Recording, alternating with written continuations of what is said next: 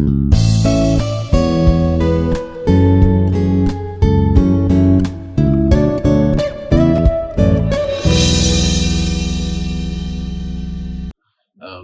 morning.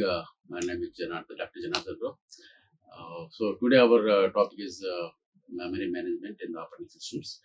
We will discuss what is this memory management concepts in the by dealing by the operating systems, as we discussed in the previous class. So there are programs in the operating system. These programs will manipulate the memory in the hard disk as well as RAM.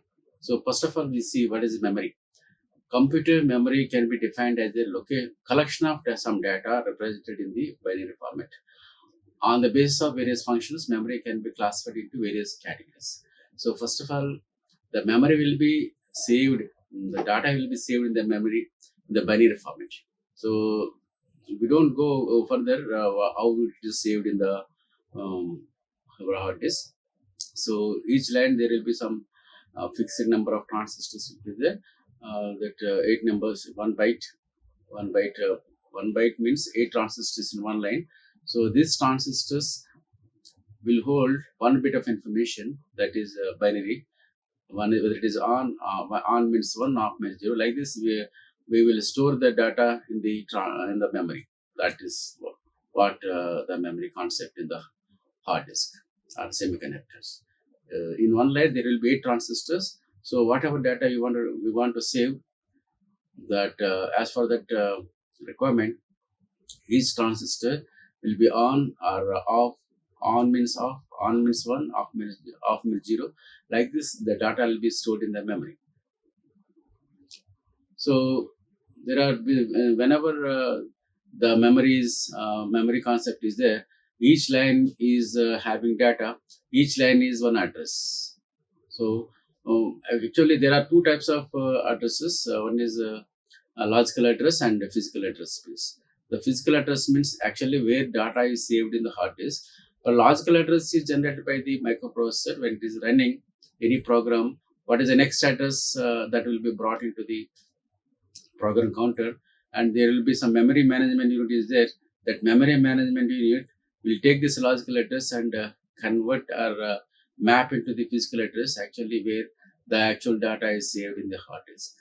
That is our conversion between the logical address and physical address. The logical address is virtual address, as it doesn't exist physically, therefore it is known as virtual address.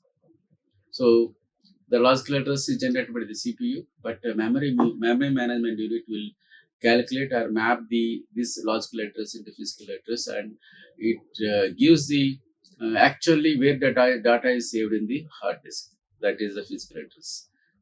This address is used as a reference to access the physical memory location by the CPU. So the logical address is generated by the CPU. So the memory management unit will convert this logical address into physical address, and actually where the data is available in the hard disk, that will be calculated by the memory unit, and that will be done by memory management unit. The term logical address space is used for a set of logical addresses generated by the program perspective. So the hardware device called memory management unit is used to mapping logical address to corresponding physical address. That is the thing. So actually the data is saved in the hard disk physically, because as we see in the previous slide, where the transistors physically the data is saved. So each line is having one address. So like this in the memory, there will be a number of, and if you look at this memory, so what is the physical address? We'll see. Physical address identifies the physical location of required data in the memory. So the user never directly deals with the physical address, but can access by its corresponding logical address. So there is the main work is the memory management unit. So we look into the memory management unit, how it works, how it converts, how it maps your physical address into your logical address into physical address. The user program generates a logical address and thinks that program is running. actually the CPU will generate this logical address. So the logical address, but the program needs physical address for its execution, because the program is saved in the hard disk. That should be brought back to your RAM, and RAM to your CPU. So CPU will execute that instruction. So that instruction is available physically in the hard disk. So that address, but for calculating that physical address, the CPU will give the physical address, logical address. So that logical address will be calculated or mapped by the memory management unit for the physical address. So the logical address, but the program needs physical memory for its execution. Therefore, the logical address must be mapped to the physical address by MMU before they are used. The term physical address space is used for all physical addresses corresponding to the logical address in logical address space. So the memory management unit will calculate the physical address by using this logical address. Whenever you save the program in the hard disk, so the corresponding when it is saved in the hard disk, the corresponding address mapping will be done by the OS only. So where it is saving and how to bring it from hard disk to RAM, that everything will be done by the memory management unit. We'll see how it calculates the physical address. So this is a simple concept of the converting your logical address into physical address. So in this logical address physical address space, so first of all, in the CPU there are number of registers, and one of the registers is program counter. The program counter will be loaded with the next instruction address, that is next address program counter. When the program is running, one instruction has been brought into the CPU for execution. So where the next instruction is available, that address will be brought into the CPU. So that logical address will be given to your memory management unit. This memory management unit will do some operation, and that it will add some IDs, add some number to this logical address, and then that will get the physical address. Then the OS goes to that location and get the instruction and transferred from that data from the memory to your RAM. So that's what how to calculate the physical address. If you look at this physical address, this is your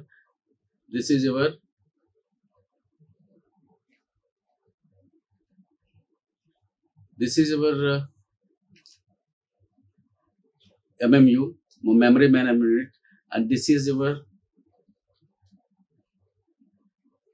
logical address, and this logical address will be given to your memory management unit. This memory management unit will convert this logical address to the physical address by adding some number, and so that you will get the actual location of the data in the memory. That goes to that location and get the data from there to your memory data register. So one of the registers in the CPU. So from there, the execution will take place.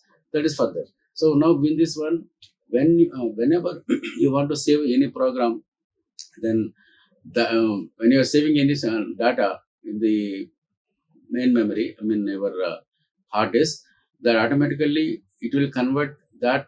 When it is saving there, that there will be a conversion table from when you are saving actual physical address. So that this mechanism is there, that as for that mechanism only the program will be saved in the hard disk, and the same mechanism will apply in the reverse to get the actual data when it is executing. So this is if you look at this on logical address, physical address space. So basic information is between this logical address and physical address is that logical address is generated by the CPU. The physical address is actual where the data available in the hard disk are physically. That as we discussed, physically means there will be transistors, and there will be digital data will be stored in the transistors. For transistor 1, 0, half 0. One means transistor on, 0, half means 0. Like this, the data is saved in the physical address in the hard disk. Physical at that corresponding address. So whenever the data is saved, each line there will be a data. So each line will have the address. That is the physical address of the hard disk. So actually the program is being run by the run by the CPU. So the CPU requires that where the data is there, and that address will be generated by the CPU, that is logical address. That logical address will be converted by the MMU, memory management unit, and it goes to physical address, physical location, and get the data from there and for the further execution. So that is what we discussed. That is generated by CPU, and this is generated by MMU. Memory management unit will convert your logical address to physical address by using some mechanism, and goes to that location, get the data from there. So next, address space. What is the address space? Logical address space is set of all logical addresses generated by CPU in reference to a program. So physical address is set of all physical addresses mapped to corresponding logical address. So there will be mapping mechanism between the logical address and physical address, where the physically data is available on each line. There is address. So that address is mapped to logical address by the MMU, memory management unit. So somehow there is a technique, there is a mechanism. It converts our logical address to physical address and get the data from there for the execution of the CPU. CPU will execute that data.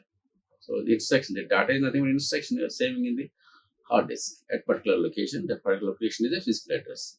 So user can view the logical address of a program.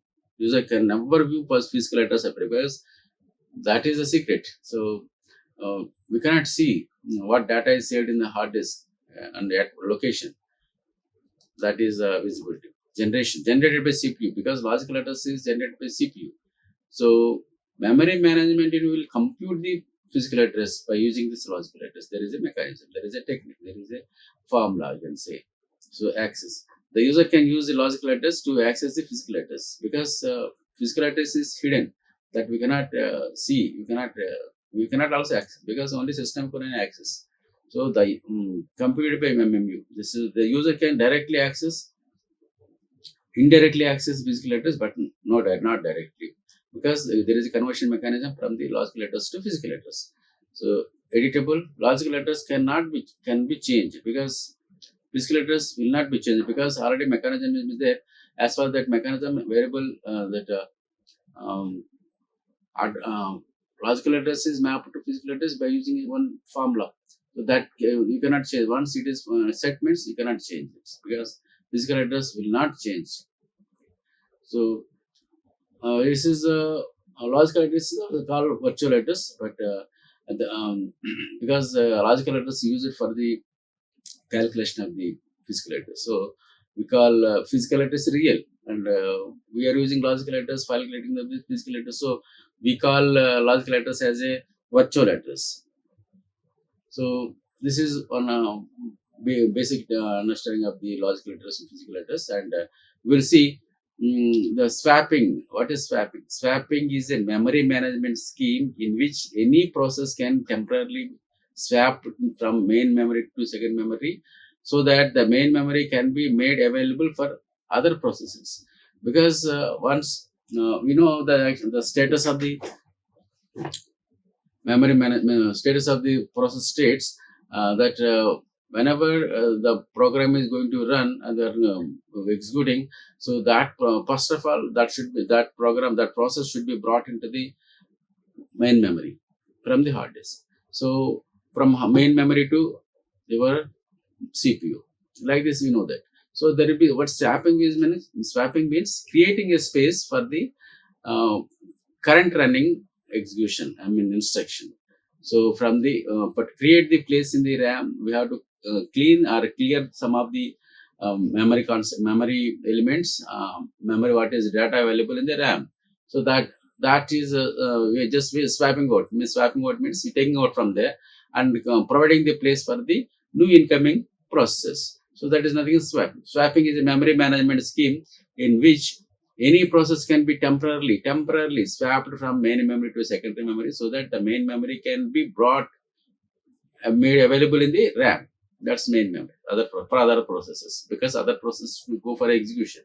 So that is swapping, means creating the space for the new incoming states. So by removing or deleting one of the data components from the RAM.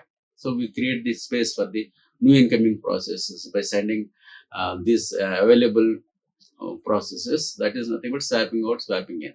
So once you are bringing the data from hard disk to main memory, that is swapping in. So sending back, that is called swapping out.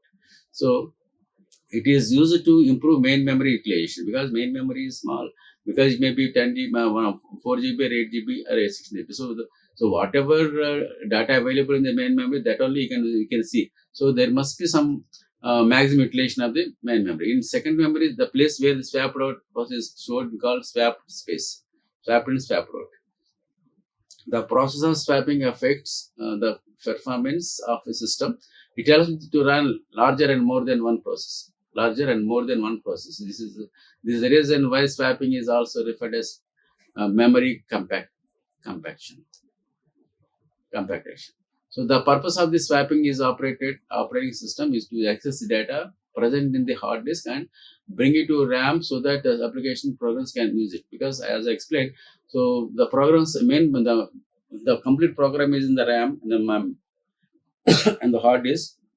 So when the program is being executed, so the program should be brought to the RAM. Then only you can execute, because that is ready state, from ready state to running state. So the purpose of swapping in operating system is to access the data present in the hard disk and bring it to RAM, so that the application and programs can use it.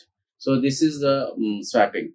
So the important thing to remember is that swapping is used only when data is not present in the RAM, because so everything will be executed by the CPU before executing the programs or the process should be available in the main memory. From main memory only it goes to CPU. So that is the sequence. You know that that is states of the process. So everything should be brought to the RAM only, the main memory. So without coming to the main memory, there is no any bypass. Everything has to come to, whether it is a execution program or opening the program and seeing the program, anything, reading a program, anything that should be available in the RAM only. That should be brought. So this is the important thing to remember is that swapping is used only when data is not present in the RAM, because whatever we are executing, that is in the RAM, that should be run. So once executing the program, that program is not, that particular instruction is not there in the RAM, then we have to go to hard disk. From hard disk only you have to bring it to RAM. So that what I want to say, whatever we are executing, whatever we are seeing, whatever we are writing in the system, that is available in the RAM only. So if it is not available, that may be in the hard disk. So we should bring that program from the hard disk to RAM. So that is called swapping. So for getting these programs, getting these instructions from the hard disk to RAM, we require place in the RAM. If place is not there, we have to remove some of the instructions from the RAM, so that we create the space for the incoming process. So that is available now in the RAM.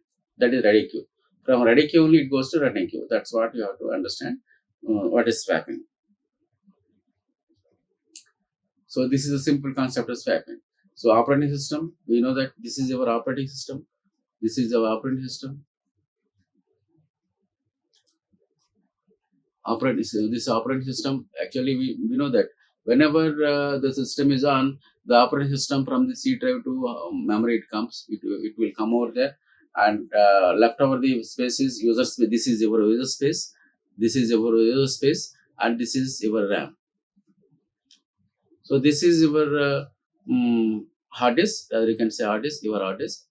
Okay, so whenever we want to execute this program, that program will be brought into the your user space of the operating system. This is your RAM. So when it is not required, we will send it back to hard disk. That's simple. Swapping in, swapping out. Because actually your program, once you are saving, that is in the hard disk. This is in the hard disk. So when you are running, that program will be brought to the RAM. So that is user space. So once once you get the new program, then automatically that there must be the user space be created and send it back. Swapping in and swapping out. Swapping in, swapping out. Bringing the data from the hard disk to RAM is called swapping in, and to creating the place for the new processes, we'll swap out the existing lines of instruction from the RAM to back. This is called swapping out, swapping in, swapping out, swapping in. So the above diagram shows swapping of two processes where the disk is used as backing store. Your hard disk is a main, because this is permanent storage, permanent. So only this RAM is only temporary storage. I mean, while so permanently the program is saved in the hard disk. So in the diagram, suppose there is a multi-program environment with a round robin scheduled algorithm. Whenever the time the quantum expires, then the memory manager starts to swap out those processes that are just finished and swap in another processes into the memory that has been freed. So in the meantime, CPU schedule allocates the time slice to some other process in the memory. So that's what swapping in and swapping out. So where we are going to execute the program, that process will be present process should be available in the RAM, which is not in the working or not using the CPU, that will be swapped out. So we must create space for the present process going for the execution. So you have to create that should be available in the RAM. RAM only it goes to CPU. So swapping of processes by the memory manager is fast enough that some processes will be in memory ready to execute when the CPU schedule wants to reschedule the CPU. So a variant of the swapping technique is a priority-based scheduling algorithm. If an high priority process arrives and wants service, then memory manager swaps out lower priority process and then load the higher priority processes and then execute them, because as we know that priority scheduling and all in the previous slides we discussed. So once one process is executing in the CPU, so high priority job has come in the ready queue, then automatically that will be interrupted, and that will be swapped out from the main memory, your CPU to main memory, and the high priority job from the main memory to your CPU will be brought. That's what if high priority process arrives and wants to service, then the memory manager swaps out the lower priority process and then load the high priority process and then execute them. This is what swapping means, in and out. So job will win and job will out. Once high priority job is supposed to be executed, that will be swapped in, and which is not a low priority, that's swapped out. When the process with high priority finishes, then the process with low priority is swapped back and continues the execution. Because once the job is completed by high priority, for the high priority, that job is finished, then automatically where the low priority job has kept in the queue, that will be brought into the uh, CPU for execution. That is where it stopped, and from there itself, from there and onwards it starts. So this variant is sometimes known as the roll in and roll out also. There's swap in, swap out, same roll in and roll out. So this is swapping. So the concept of swapping has divided into two more concepts: swap in, swap out. The procedure by which any process gets removed from the hard disk and placed in the main memory RAM, commonly known as swapping. That's what we're discussing: swapping in, swapping out. So once high priority job has come, that will be swapped in the CPU, brought into the CPU. That is called swapping, and the low priority job will be get back. I mean, swapped out to the RAM. So after completion of the high priority job, again the low priority job is swapped in. That is called swap in, swap out. Swap out is a method of removing process from the main memory or RAM and then adding to hard disk. So that is also swap. So bringing to